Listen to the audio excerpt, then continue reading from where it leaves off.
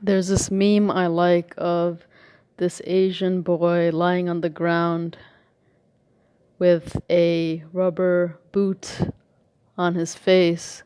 Then the camera pans out, and there's an image of it shows that he put that rubber shoe on his own face. And it's kind of a funny image, but it kind of really means something to me. As this meditation journey unfolds, I see how mental stress, paranoia, fear, that's there, that's somehow always there as a baseline, is very much self-created and can be ended. This stress, this fear, this paranoia, this baseline, it's really a matter of being in a body and having to preserve that body.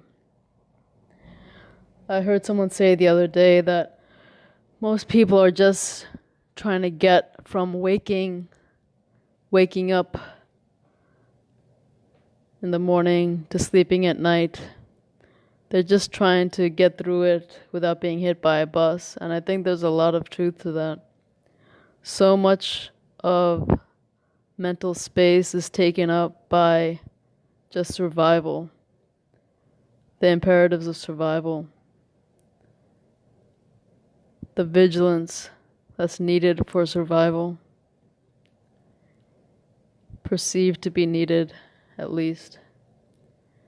In meditation, especially this kind of meditation I do where you relax, these activations as they come up, these feelings can just be ended.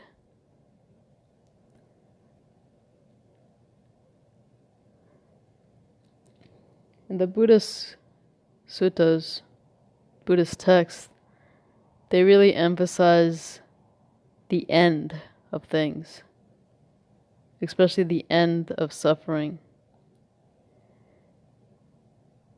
You see how this arises and you see how this passes away. And you can come to a point where these things just don't arise because you've retrained your mind enough so they don't. And yeah, there will always be vigilance,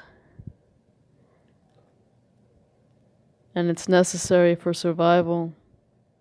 But the stress and paranoia associated with it that are semi-permanent activations in people with the purpose of survival, that can be ended. I think most people don't think to understand that this is possible. But in meditation, you could have a taste of that. You'd have a taste of actually no anxiety, no fear, no paranoia. Actually, a taste of nothingness. I think for most people, that's not an appealing prospect, nothingness. That's why people say that Buddhism has a PR problem. But if you get a taste of it, you can understand why nothingness is desirable, is worth working towards.